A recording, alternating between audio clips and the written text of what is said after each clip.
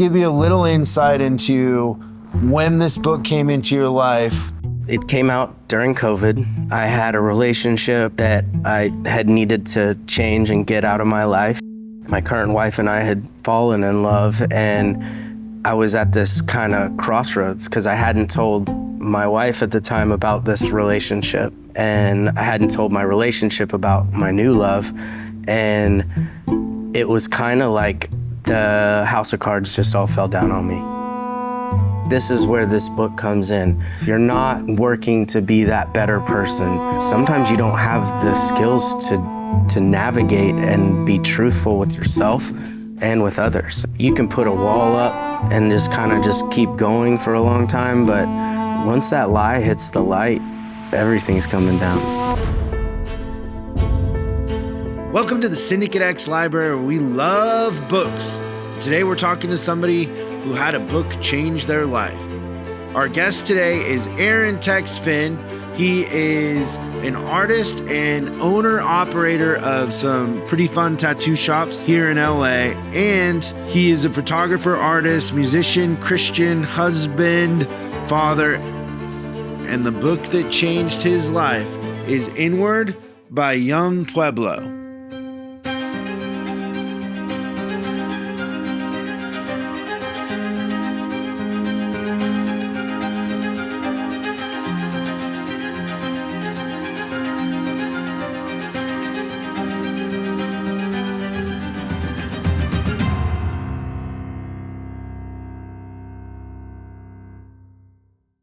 What did you order? I don't know. I think I said, did I say iced tea or? Iced tea, Arnold Palmer's. How is it? It's good. It's good iced tea. Your nickname is Tex because of that? Because you're from Texas? Yeah, the first band I worked for had an Aaron in the band. So when I jumped in the van with them and I was Aaron, they were like, we just picked you up in Texas. Your name's Tex. So that was that. It just stuck? It just stuck. And then I named my son's middle name is Tex now. So I wanted him to have somewhat of a legacy. How old's your son? 2 years and 3 months. How did that change you? Every way. Changed my entire world. He's the best. You're not living for yourself anymore, so to speak, you know? I think it slowed me down a lot too, because now it's really hard for me to take trips. I think I only leave for like 3 to 4 days max. I just can't take it. I gotta take him everywhere if I can. A 2.5-year-old? Mm-hmm. And another one on the way, a girl on the way. So I'm back to square one. How far is the girl in the oven? January 8th is the due date, so we're like right through the first trimester. So have you thought of names? Yeah, we're gonna name her Luna. You know already? Yeah, we just decided. Sunny, originally, if we were gonna have a girl, we were gonna name her Luna and give her my middle name because it's a family name, which is Ladd. And then Luna Ladd. And then we had Sunny, and we gave Sunny my nickname, Tex. So basically, I think my wife chose the first names, I got the middle name section, and that's how we did it. But it's pretty exciting. I mean, I literally thought we would have a boy, because we've only like boys in my side of the family, and I don't know, I just thought it was gonna be a boy. That's the God tricks. Now that you know it's not going to be a boy, what emotions come?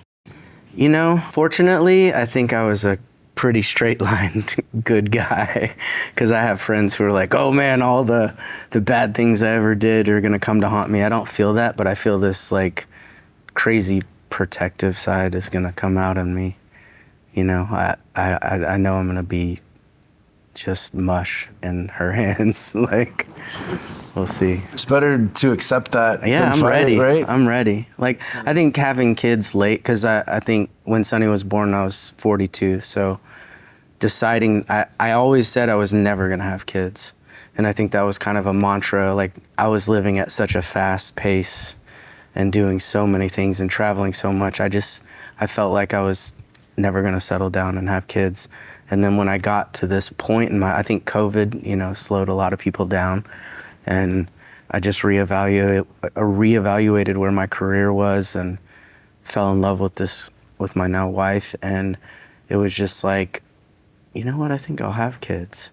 And having them later, having done, I think, a lot of the things that maybe the angst things and traveling and being on tour with bands and seeing the world, I don't have that drive to just travel hard anymore. I really just want to spend time with my son. And I think it's a big blessing to myself, because it really did slow me down, did make me kind of put real roots down. And the crazy part is, I think, being in LA and doing that, but you know, there's no place like this place. There's something always going on. There's so much, and as an artist, like you said, you collect art books, like there's no other place in the world where you can be energized in an artistic way 24/7 and have a multitude of other artists with that same energy constantly going. And I think that's part of the reason why LA is this hub of creation and launching of things to the rest of the world. Yeah, it is a special place in the sense that you could go out every night of the week and have the most incredible meal made by somebody super talented that wants you to experience something. Yeah. There's better art here graffitied on walls than there is in a lot of galleries. Amen to that. Places. Crazy storytellers and, you know, visual artists that make movies and TV shows and photography and all that. The one thing that's making me fall out of love, though, and I'm saying, like, I grew up in Washington and I couldn't get out of Seattle quick enough to come here. Yeah. And for me, I've always said, like, it's LA or New York, maybe London, but like, I love LA. I love the diversity. I love everything about it. But there was something that changed in me during COVID. And the government here is really making it hard to do business. Amen to that. I think for me, LA, the same thing. I couldn't wait to get out of Texas. Couldn't wait to get out of the suburb slow down lifestyle that I grew up in. And for me, this is the only place I think that you can make a lot of money fast, keep it going at a great expense. I mean, LA. But I think when it comes to slowing down to retirement, I think I have another good 10 years of hustle in me, and then we're going somewhere else. For sure. For sure. I would go somewhere else if I had kids, I think. I think Colorado is real. I mean, mountains. I'm a mountain guy. My wife's a beach guy. She's from the valley. I think she thinks she'll die in the valley, but I think that what you just said, the principalities here, the government here is making it increasingly hard to afford any kind of laid-back lifestyle. I don't feel like it's diverse here anymore. Like, I'll tell you a couple things that happened during COVID is I lived downtown during that, and there were people looting and rioting with reckless abandon. It was anarchy. And the cops weren't doing anything. And, you know, the streets were quiet, and I would walk around, and people started, like, screaming, "Kill Whitey" at me. Yeah, and that kind of that flipped and I was switch. like, hold on a sec, like, hold on. Like, I'm here because I want all of us to fight for each other. That's why I live in LA, is to embrace diversity. Yeah. And now you all of a sudden are the thing that we're supposed to be fighting. Like that you turn into the tyrant. Yeah. Like now it's kill me. Yeah. And I'm locked down. I can't do business. I didn't feel like it was diverse anymore. It felt very much like the beginning of communism to me, where now I was going to be persecuted for the color of my skin and not for who I am as a person. Yeah. Because what I love about LA is that you can celebrate people for who they are as artists or individuals, and you're not, you know, nobody's thinking about, you know, your color of skin or whatever it is. Yeah. And that really hurt my feelings. Yeah. We shut our business down because of COVID in LA, because they kept tattoo shops closed for a year and a half. I mean, no shops stayed closed, but since we were in Texas, Like most shops, either they put, butcher paper on their windows and continued to work. We tried to do that, and the health department showed up twice and left us very, very big fines. And How much was the fine? Like $1,000 at a time. So that was a lot when you weren't bringing in anything. And our landlord wasn't giving us grace. They're like, you're gonna have to pay it all. And we were just like, we're working on slim margins because you've already raised the rent. We got a investment banker firm that came in and bought our property, the property that we were renting from, and our profit margins like sucked up quick. So the thought of like having to pay back something when we're already operating on such slim margins, we drove out here with a giant RV and car hauler and packed up the whole shop, and just that was that. And I thought I'd never come back to LA again. Love does strange things, so here I am. Yeah.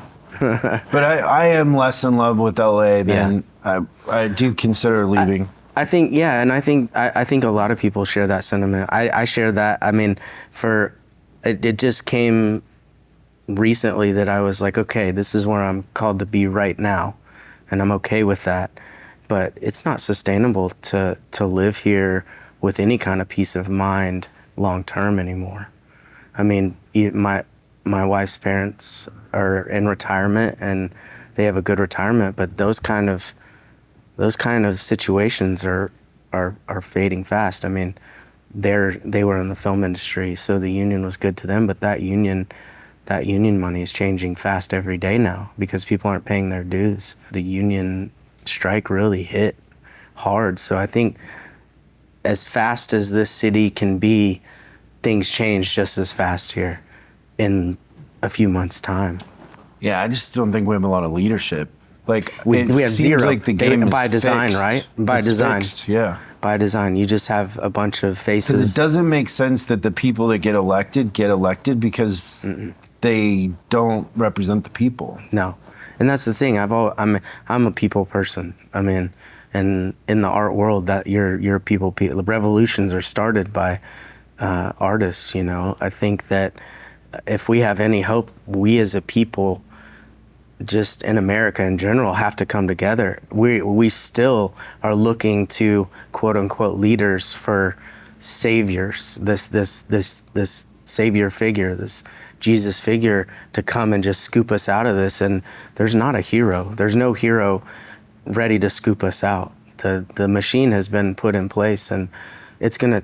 But the crazy thing is I think I was driving in Utah of all places one day, thinking, man, if all of these cars that are going by, if all of these people, if we could just tap into the same mindset, there's so many people and so much power in that. We're divided by everything. Like there's not one single strand of linking everybody together in America right now, especially in LA. Yeah, there's no patriotism. And everybody is thinking as an individual, like, I'm struggling. We're not group thinking this out like, hey, we're collectively all struggling. We should get together. We should start amassing. And I think that COVID kind of did a number on that, because the government literally came in and told everyone, 5 or more people can't gather together. And those kind of controls started to take place, and that psyche and that mentality. I mean, people aren't going to concerts anymore. I mean, in huge numbers. Maybe like, on the fly, Taylor Swift comes down. But I went to the Stones concert the other night, and it was like, where is everybody? Oh, really? Like, this is the Rolling Stones. And it wasn't. Where'd they play? SoFi. SoFi? I mean, It's a terrible place to see a concert. Oh, man. You're telling me. It was a gift. But it was on my list. I always wanted to see the Stones.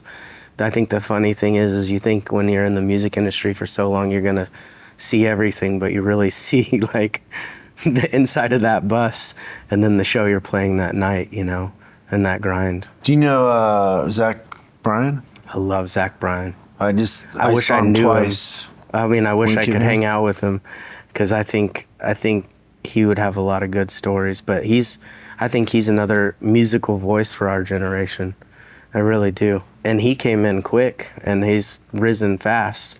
So I hope he can he's keep that. Yeah, he's a voice I think that I would relate to, in the sense that there's more common sense and more humanity in it. Like, And he's a veteran. yeah, And he's a country boy. patriotic. He's very patriotic, But he's an down artist. home. Very much an artist. Great show. I think he's my favorite new artist, period. What do you think of the new album? I think it's great. It's very, very telling to culture. He's laid it all out there. I mean, it's not How many times have you listened to it? a lot, because we listened, like, when it first came out, we only, Wait, so when did it come out? in the last, like, 8 months, probably, right? No, it came out Tuesday. Oh, this new record. I haven't listened to the new, I didn't know he okay. had a new release. Okay. Yeah, so it's called The Great American Bar Scene. Okay, so I'll have to Okay, listen let's to it. talk about the Okay. last one. So The last Zach record. Bryan, the black cover with just his face. Right. Mm-hmm. So what is your favorite? Do you have a favorite song on there? I mean, yeah, I think the Lumineers collab was a really good song. I think that was the thing. He broke out and started writing with other artists and playing with other artists. And I think as an artist, that keeps you fresh and that keeps you relevant to what's going on in the current times. On the new one, he's got a lot of collaborations. So I can't John believe it. Mayer, Bruce Springsteen, quite a few. That's amazing. The John Mayer song. What do you is pretty think good. about the new record? It's great. I'm still looping it. My favorite song is the John Mayer one called Better Days. Okay. But on the previous one, my favorite song is Overtime. Okay. And mostly because of the horns. Okay. Those Spanish horns. Okay. I just love that. Do you ever listen to Lucero?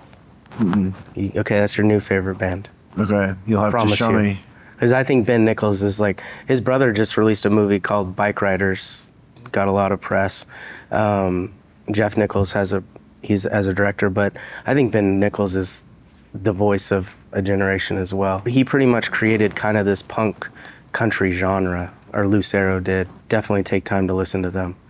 And I think Zach Bryan has kind of those same tendencies, but he didn't have to come up kind of through years and years of van touring. He leapfrogged. He leapfrogged. And I think that Lucero would be a band that might have paved that way. I think there's a cult listener Element to it that paved the way for Zach Bryan to take this huge stage. I mean, all things considered, I think America now needs that grassroots energy. We need some patriotism. We're more similar than we are different. Yes. We got to Everyone. protect the team first. Yes, 100%. We're just letting, We're letting them take the everything. crime is crazy. It's insane, If especially you in call LA. the cops here, they don't come. No. You almost have to have your own police department. It's funny, one of my friends that was just the stunt coordinator on Bike Riders was telling me like 10 years ago, hey, private security is going to be the biggest thing in American homes. Like, and I mean, when I say private security, I mean like an actual security guard. Yeah. That's going to be the new norm, is what he was talking about. And this was That's what you 10 have to years do ago. here. Yeah. You have to have your own security and Yeah. all of it. You know, one of the funnest things for me in doing this series, books that changed my life, has been discovering books that I wouldn't have heard of, and yours is one of those. Like when I started looking into it, it's pretty incredible, but I never heard of it. Yeah. New York Times bestseller, Bro. never heard of it. Insane. So it's Inward by Yung Pueblo. Yeah. I think everybody says young. Okay, Yung Pueblo. Yung Pueblo But isn't maybe- his name. Right. That's It's not his name. That's alter his pen ego name. for this.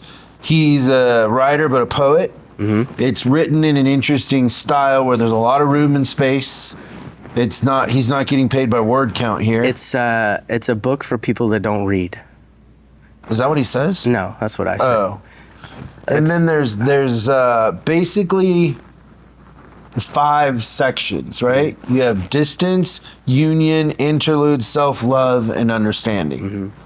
Give you a little insight into when this book came into your life, what was happening before that this helped you with. Where were you at? It came out during COVID, so I had already been sitting in my house in Waxahachie, painting, doing random projects with my partner at the time, or business partner who I was managing. I needed something different. Like, I had been going for so long, and then COVID like forced us to kind of just stop and think. Now in Texas, that was like a 2.5 week period, because then everybody kind of reopened everything, but the rest of the world just kind of stopped. And especially, but if you're used to going fast, that 2 week period could feel like a lifetime. It felt like a lifetime to me. Because you got to sit still. Got to sit still. And at that time, I had a relationship, and that I had needed to change and get out of my life. And my current wife and I had fallen in love, and I was at this kind of crossroads because I hadn't told my wife at the time about this relationship, and I hadn't told my relationship about my new love, and it was kind of like the house of cards just all fell down on me. Both of them went out of my life. I was sitting there with my dogs and all this. Did they find out about each other? They did. How? Oh man. Social media? Yeah, pretty much social media. Not like my current wife was doing digging because the cards just weren't matching up for her. Like, oh, so you were married? No, I wasn't. Sorry, your current wife. My current wife. No, yeah. The ex-girlfriend was just a girlfriend. Yeah, and so it just, everything kind of fell apart, and it was really fast. It was like I didn't know how to tell my current wife, because she was in LA, that I had this relationship, because I was like, oh, she's not gonna. Does the girl in Texas live with you? She did at that time. Okay. And I didn't know how to get out of that. I think this is where this book comes in, because I think you let certain things, if you're not practicing self-love, if you're not working to be that better person, sometimes you don't have the skills to navigate and be truthful with yourself and with others. And I think it starts with self. And so being honest starts with being honest with yourself, 100%. And then whatever that relationship is what outside people experience. And not feeling worthy enough I felt that my wife was up here and that I wasn't even worthy of being in her space. So that self-love for myself, I didn't believe I deserved it. So I'd already killed the relationship in my head by saying, I don't deserve that. So, and if she finds out this, then there's no way that's gonna stand. And so it all just kind of came to a head, and I ended up living out that fear. It became reality. It became a reality. And in that process, it was like, okay, everything's destroyed to myself. Like, career-wise, it didn't have the same momentum. We'd closed down the shop. I'd put all my energy in that part of my career. My partner at that time had just been canceled. He wasn't gonna go back on TV, and I was in my head an artist manager, like an entertainment manager. And so I was just like searching for everything, and I had nothing except this house and my dogs and this art collection that I loved. And it was through walking, and I did this book landed in my lap. So how does it come into your life? So my current wife said, you need to read this. Oh.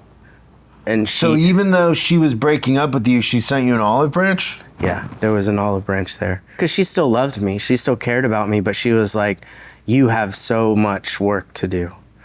And that's when I grappled with, there was like a 3 month period or a 2 month period where everything kind of blew up in my face, and I didn't have any relationship, and I knew I needed to start from zero on myself. And this book was in my lap, and this was my like roadmap to like feeling whole again. Does she give it to you, or did she tell you to order it? She told me to order it. So you order it, Amazon or bookstore? Amazon. And so it comes, how long between when it comes and you start reading it? That day. That day. It gets there, so and I just hungry. Read it. I was hungry. I needed something. I had nothing. And so what's the first thing in here that you were like, oh, okay, I get why she recommended it? Or I mean, every single page is like, gets you. Kind of a bomb after Everything bomb. is bomb after. And like I said, I tell people, hey man, if you don't like to read, this is the book for you, because you can chew on an entire page for an entire day. And especially in a time when I think attention spans are so small, there's just so much meat in there. So what does distance mean in here as one of the categories? So there's distance, union, interlude, self-love, understanding. I think distance from yourself, distance from true love, distance from the reality of connecting the things that make you whole. Okay, page 9. Okay. You tell me what this means to you, okay? I kept running away from my darkness until I understood that in it, I would find my freedom. And that was me in a nutshell. I was running away from the truth that this relationship was done and that I had fallen in love over here, but that I deserved that love, and that darkness, that lie that I had been telling others and myself, that was, I wasn't gonna ever deal with it until this moment, like until it was made aware that was what was really this giant wall in my life to What progress. was the darkness? That lie. That lie? That disappointment of, I mean, you tell a lie and then it just compounds. So like you tell it to one, you're telling it to another, and you're stacking. You're just stacking things that don't make you feel good. And that hole, that inside of knowing, you can put a wall up and just kind of just keep going for a long time. But once that lie hits the light, like everything's coming down. You're gonna have to put something back brick by brick. What makes you feel not worthy that then inspires the lie? I think that not knowing, for me, it was not knowing how to get out of said relationship because I had put that wall. Once you put one wall up, that wall just seemed, that distance between reality and the truth of the matter gets further and further, and dealing with it. It's like they say, saying you're sorry, if you don't say it like right out of the gate, if you don't know how to say it right away, it just gets harder and harder to get it from here or here to here. And I feel like that's the same kind of narrative for speaking truth. Like once you have that lie and you bury it, you almost just kind of like, I kind of had like this easy, like everything was just kind of like, I wasn't going to live long. I'm just going to run as fast as I can. True rock star. Yeah, that whole mentality was just, it just stuck with me. What about a substance? Substance. So that's another place. I was burying myself in, during COVID, I was probably drinking 3-4 glasses of bourbon a day. Starting midday through the evening, going to sleep, waking up. That was a constant. And because I liked bourbon, and when you have nothing to do and you're hiding a lot of stuff, it's real easy to just keep drinking that bourbon. Numb that void, that pain. I was smoking weed nonstop. Like I think during, and that was a lie. Like there was like friends that knew I was smoking. There was people that didn't know I was smoking, and there was just these walls. Like I said, like you have one lie, it compounds to others. You can start protecting things that you know are your deepest, darkest lies or secrets, and you kind of start compartmentalizing things. You kind of start putting different areas for different people to see. I think to me, I think it goes back to, because I've done a lot of work, like since this book came into my life, since that exploded and where my life is now. I really think it goes back to when my brother died. My brother overdosed on Oxycontin, and that was I watched that unfold, and there was a lot of intense emotions in that whole family dynamic. Because I felt like I'd been crying to my family about his addiction and what it was doing for a long time, and it was just, well, he's being prescribed this, or no, he's fine.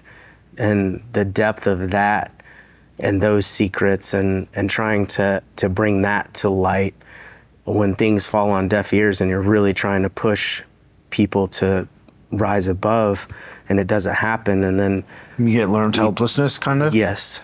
And I think that I never dealt with my brother's death after that. I was still touring, just running, just going. And those emotions of losing. So when you stopped, you got hit by a truck? I got hit by a 18-wheeler with a train behind it.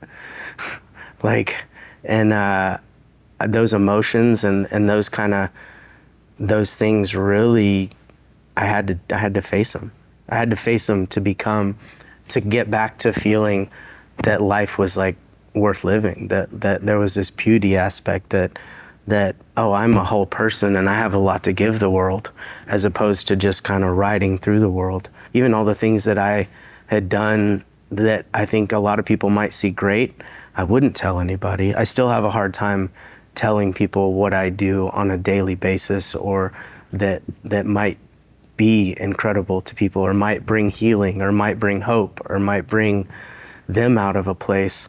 It's still incredibly hard for me because of this self-love aspect. Oh, everybody's like that, or, it's not that big of a deal. That was like my narrative. It's not that big of a deal. Everything in my life it's not that big of a deal. And then once I got to start dealing with the trauma of my brother's death, I started realizing that my tour life and living at a rate had actually created a bunch of walls and a bunch that you might say PTSD.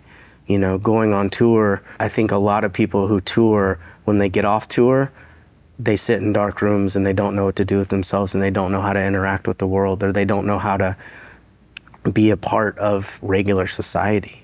And that part I never dealt with either, because I started touring at a pretty young age, and you just keep doing these things, that then you're like almost resting for the next push. When you go on a world tour with a band, that's like, you could be going around the world 3 times in a 2-year period, and you're not waiting in lines.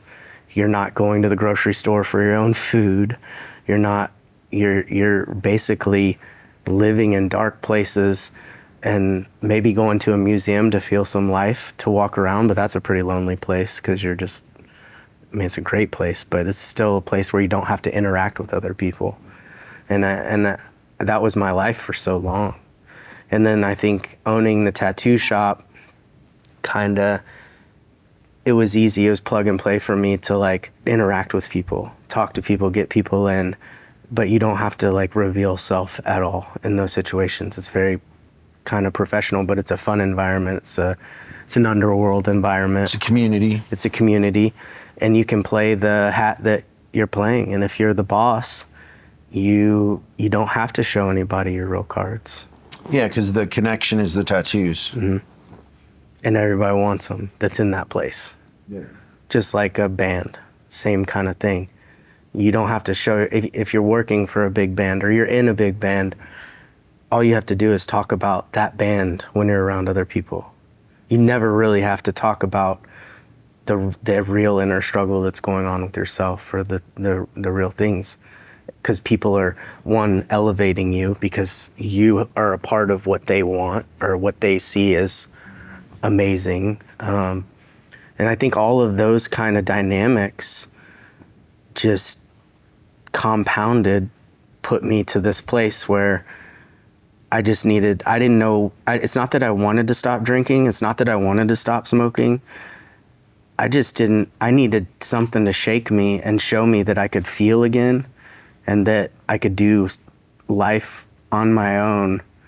And that situation, hitting rock bottom with those lies and being that coming to light, like I think that was my only time where I was gonna be like, okay, I'm gonna stop drinking, I'm gonna stop smoking, stop like living in lies, just cold turkey.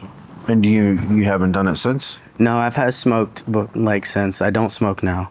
I don't do anything now, except like walk, enjoy the beautiful things. I drink caffeine in tea, not in coffee. I stopped drinking coffee last November because my therapist at the time was like, you should really watch your caffeine intake. It's really doing a number on you. And I was like, whatever. Like, you're gonna take away coffee from me? Like, what else do I have? But mentally, when I did that, of course I had withdrawals for a few weeks, but after that I started realizing, like, it's really easy for me to wake up and go.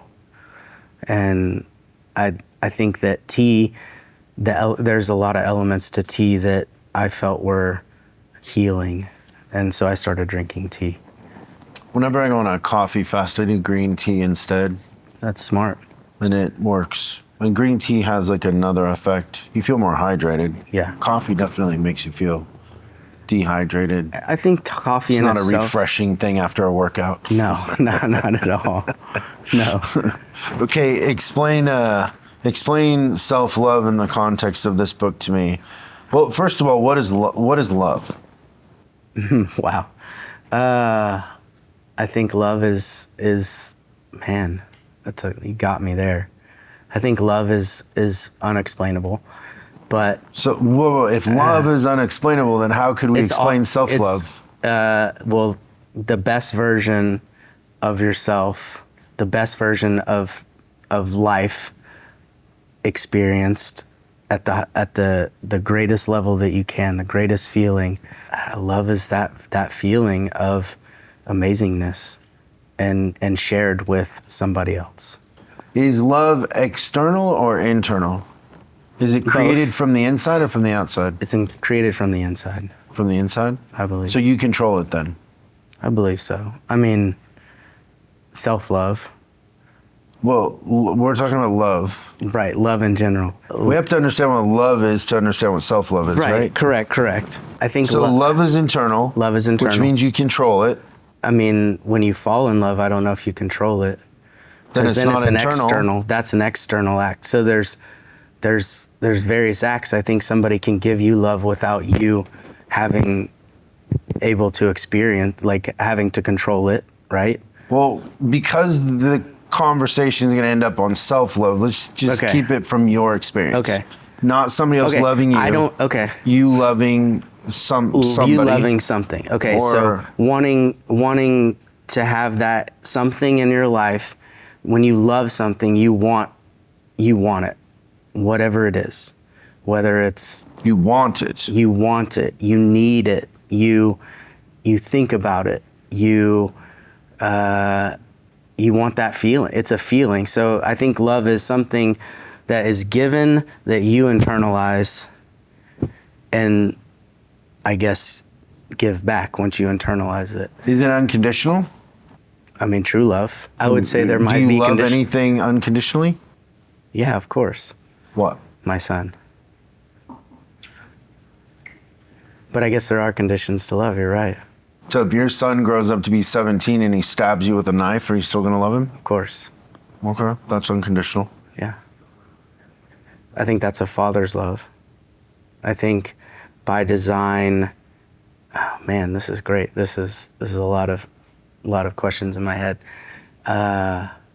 Love is a feeling. Yeah, for sure. But Okay. I guess the secret is it an external thing that you don't control, Okay. or is it an internal thing that you do control? An external thing that you don't control.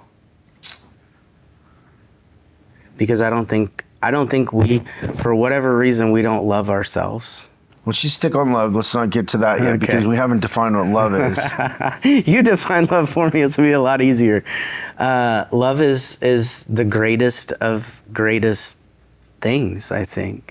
Okay, so you're saying love is an external thing. Okay. Would you be open to the idea that there are expectations involved in love? Yes. You probably couldn't fall in love with somebody of a certain gender and that looked a certain way. Correct. That was unattractive or whatever. Correct. So there is an expectation, Okay. right? Yes. Okay, do you control your expectations? I think so. Okay, well now we're back to love being an internal thing then. Okay. So is it internal or is it external? I guess it's internal. Like, you're not going to fall in love with a person that doesn't meet a certain criteria. Correct. That criteria is created by you because somebody else. Correct. What's that Morgan Wallen song, Somebody's Problem or whatever? Like, the song is based on, like, you meet a girl and she's the greatest thing ever, and there's some dude over there that hates her, that she broke his heart, right? Yeah. And pretty soon you'll be that dude. Okay. Right? Yeah. Because there's going to be an expectation that wasn't met, or she cheats on you, or something, right? Yeah. You're not going to love her if she is passing gas all the time and cheats on you, or... Right, correct. There are expectations and conditions. Right. So then the love is... Conditional. Internal. And internal, correct. Because it's based on an expectation. All right. Different than your son, where that's unconditional. There's no expectation that could be betrayed enough to make you not love your son. Right. Which I would contend probably there is, but... There is, because I see but I mean... But it's coming from a healthy place. Lower... Yeah, lower bracket of condition. You would absorb a lot of pain. Yeah. In the process, right? Of course. Okay, and so but pain doesn't define love, or does it? Pain doesn't define love. What do you mean by that? Well, you just said you could have a lot of pain but still love. Most pain is caused by an unmet expectation. Okay, right. So if you think about my misery during COVID was I expected the government to be pro-business and it wasn't. Right. That's a missed expectation. I set the expectation. Yeah. I had no reason to believe that they would be pro-business because they never are. Yeah. I don't know why I thought in a crisis they would change. Yeah.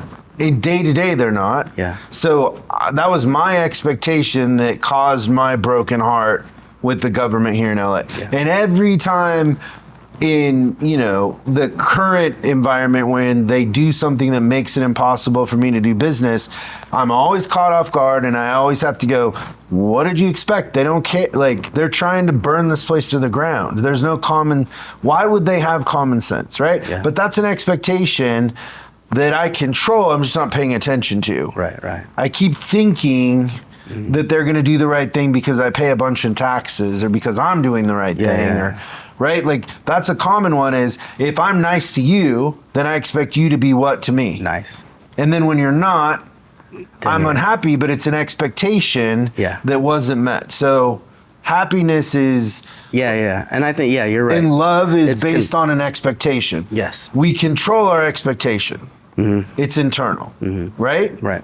Okay, so love is internal or it's external? Internal. Okay. Now, when we talk about self-love... Right. I don't even fucking know what that means. Why do I need to love myself? I think because of the reflection that it puts out for the world. If you don't love yourself, you're going to reflect behaviors that are conducive to not loving yourself. I'm not. Okay. I would say I don't love myself, and I control the energy and what people see. Okay, I get that. Facades. But so self-love, I think, is deeper than just the outward image that people... I think self-love is an unobtainable thing that keeps people in a vicious loop that makes them more miserable. Okay. I don't know anybody that's capable of that. If you loved yourself too much, you would be an asshole. Right. Why don't you Self-worship. why isn't it self-like? Yeah. I like myself. Okay. But I'm imperfect. Okay. And I got a lot of stuff I need to work on. Yeah. And so if I loved myself, I would be very disappointed all the time because I would have an expectation that I can't line up with this puppy love thing that I got going on. Right. But I'm rooting for myself. Yeah. I like myself. I'm trying to prioritize. So it's like, in order to have, I get what you're saying. So in order to try and understand self-love, you have to have an outward reflection of something that makes you see yourself in a better light. Well, I don't even know what I can't. If you fundamentally understand what love really is, and that you control love, you're not getting hit by a Cupid arrow. Yeah. Right? And when I came to this realization was I went through a divorce. Okay. And Monday, I loved her. Friday, I hated her. Yeah. How is it possible for somebody to love somebody and then just in a very short period of time hate them? Well, I'll tell you how. I didn't expect to get served with divorce papers. I didn't expect her to have a boyfriend. I didn't expect all of these things to happen really, really quick. And so now I hate her because there was an expectation that wasn't met. Yeah. She's the same person. She never changed. She was exactly who she was the entire time. It was my expectation that caused me to love or hate. It was my love was a ransom note because it wasn't unconditional, because if you do this, like, you know, in most relationships, if you cheat or you do whatever, now I hate you, I don't love you. So if we're capable of switching that so quick, it clearly is internal. In a sense, right? Right. Does that make sense? Yeah. So that's when I realized that I didn't understand what love was, because I thought it was one thing, and then how could I, the same person, with the same person, now hate them? And they didn't, I mean, the only thing that changed was that I had an unfulfilled expectation. Okay. What do you think about that? I think it's powerful. I think it's almost scary to think about. I guess it comes down to your theos, right? So then what is love? And is love a thing? Because if it's all based on expectations, then and you can't love yourself, does love even exist?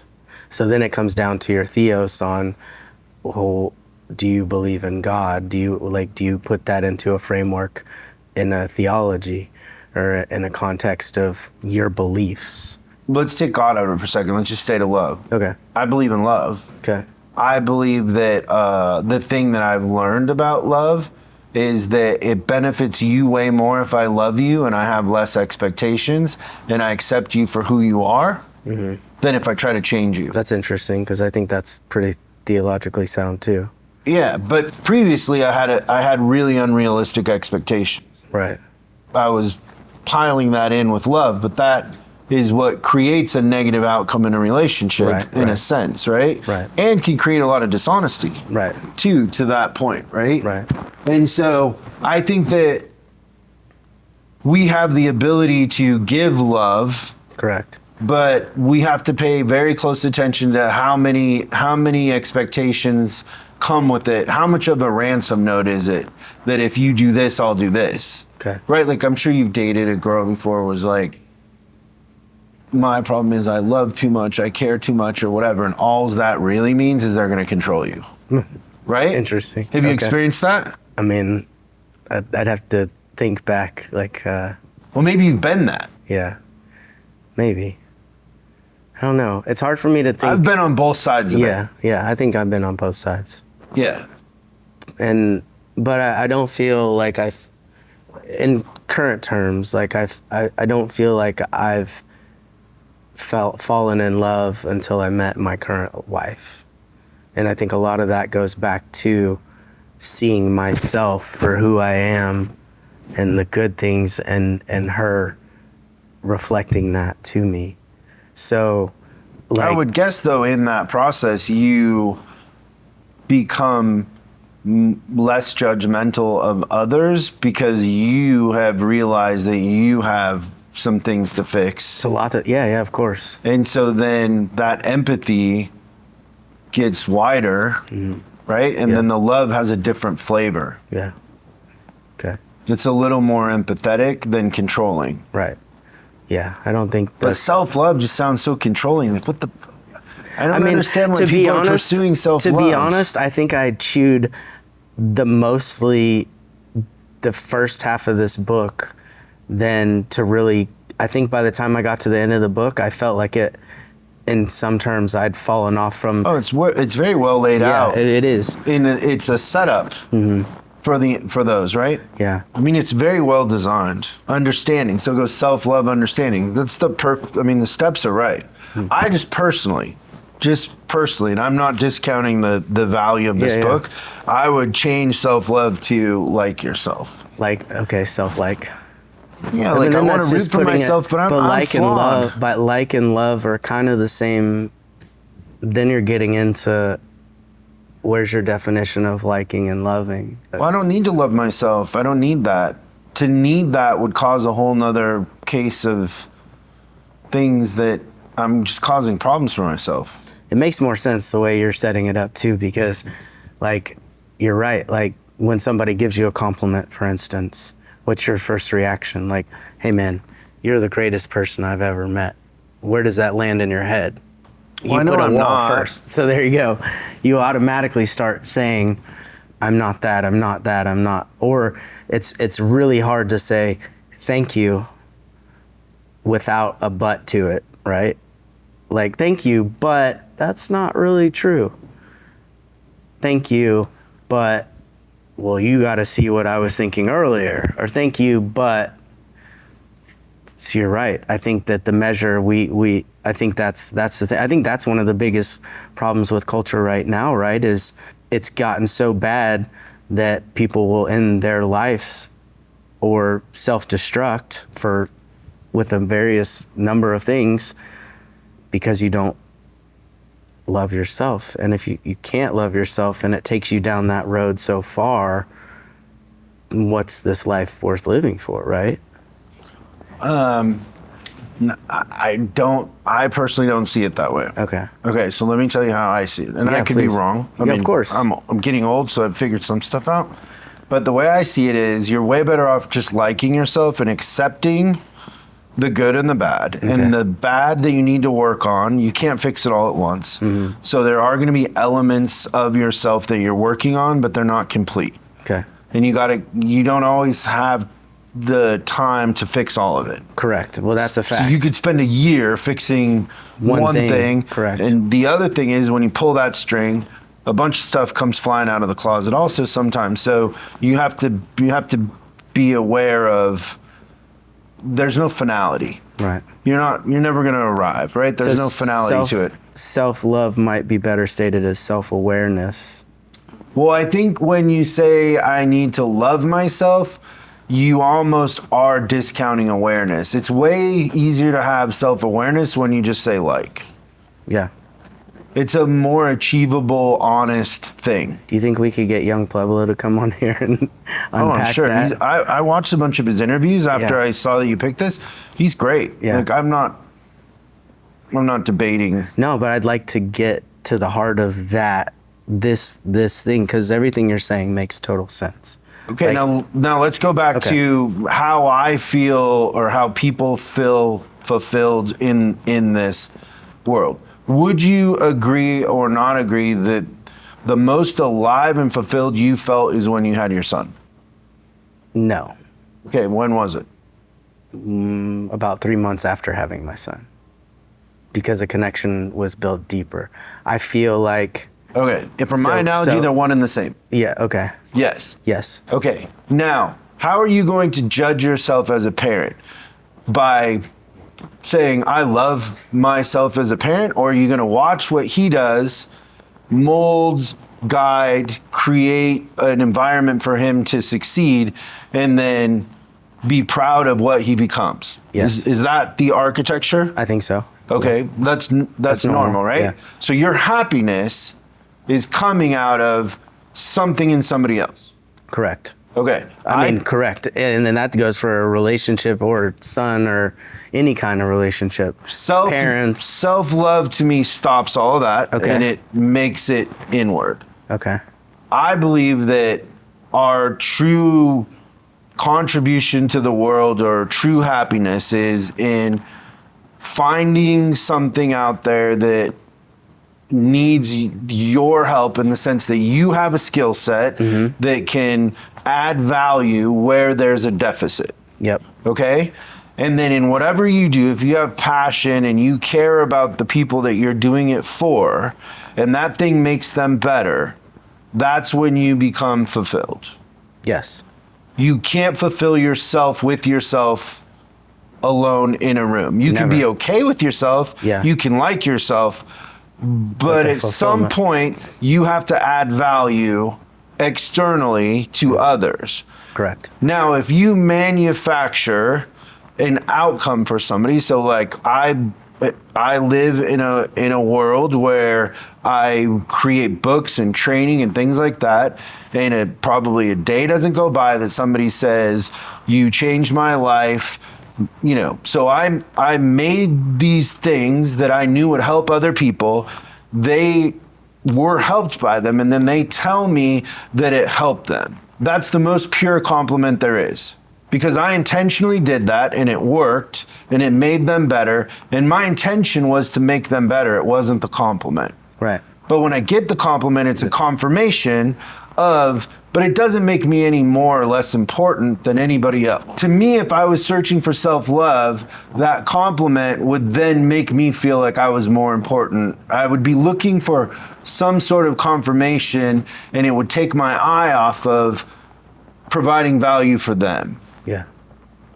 And also knowing that there's thousands of people out there that will never compliment me that I made a difference in their life. Right. You would write it for yourself and not care if it was just all about self, right? You would just write it and you wouldn't need to interact with anybody else. That person that is paying me the compliment, what is it you think they feel in that moment?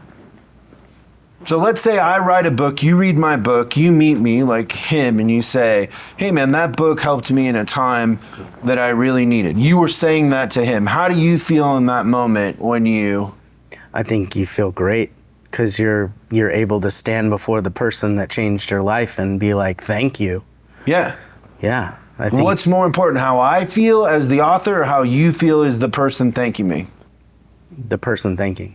It's not about me. No, it's not. It's not about me. Yeah.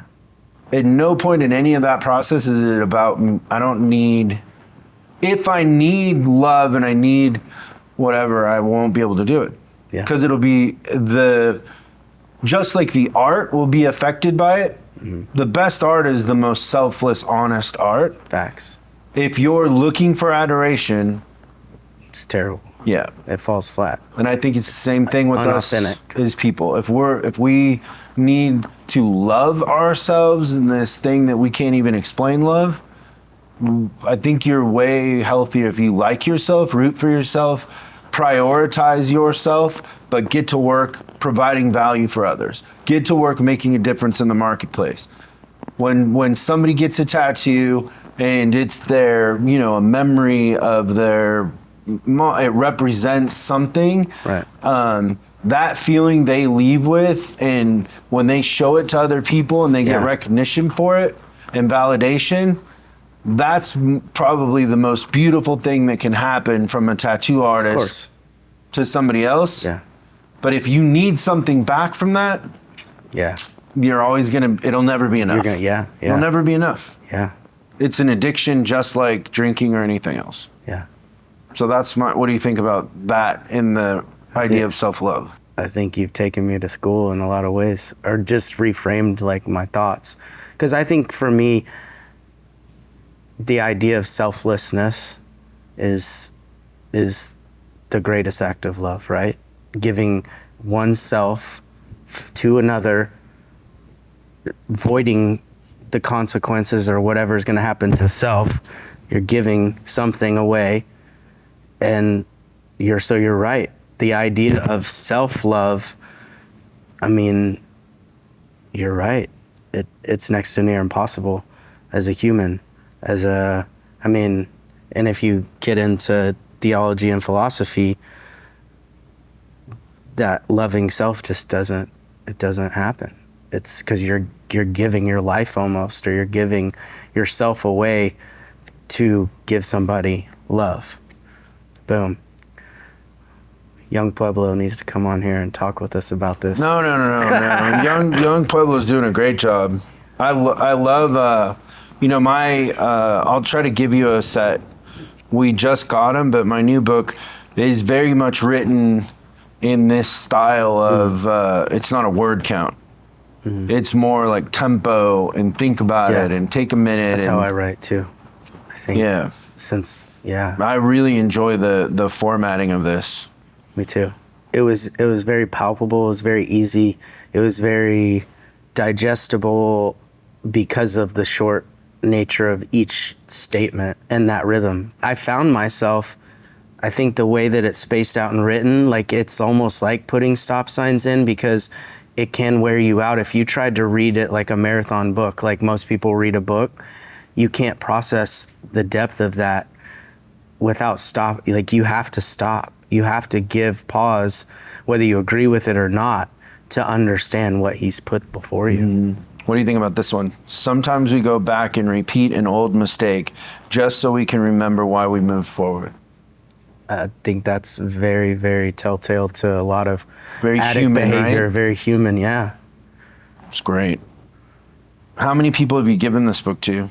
I've probably purchased it for at least a dozen people, and I've told thousands and thousands of people about it. And based on story counts, I would say that my stories got more views and more interactions every time I post a Yung Pueblo quote than anything else that I put out there. And I get pretty good interaction from the standpoint of not really caring about my own personal social media, because I run like everybody else's social media accounts.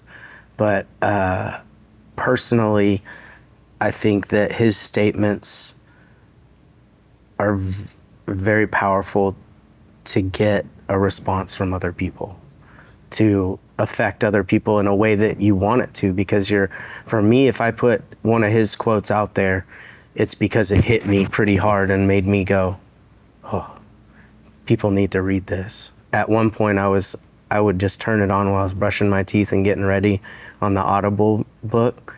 There's an Audible? Yeah, it's on Audible. Is he reading it? Uh-huh. How is that spaced out? By first he'll say the chapter, and then it's been a couple years since, so I'd have to go back, but he's just reading each. Do you have to page. pause? Sometimes. Because like when you got to think about some of these. Yeah. If the next one's coming. That's why I would just put it on until something that he said, and granted, whatever ADHD distraction, I might be in my own head for like 4 or 5 pages trying to think about what he had just said on a last page. And I would read that before I would journal, and then go on a walk, and then come back to what I had just read and journaled. Because for me, walking put me, like with my sobriety, walking was the only thing. It changed my eating habits because it would pace my day. It put me into a mantra like he was writing, and it all kind of fit together. Like I needed to slow down. Like my life, no doubt, I just needed to slow down.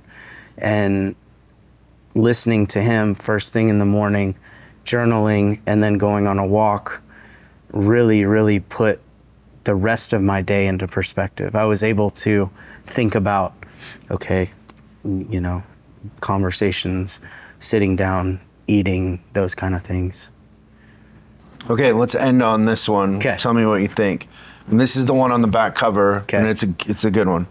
True power is living the realization that you are your own healer, hero, and leader. It's pretty profound. It all starts with you. You have the power to change you. You have the power to choose if you're going to be grumpy or choose if you're going to be smiling and happy. If you're going to be the darkness or the light, And I think that sums up that whole book. I think he's trying to give, what I got of Inward was, in order to be everything that is good that you could be, it starts with you. Nobody else can make you do that. And yeah. It's great. Well, thank you for this.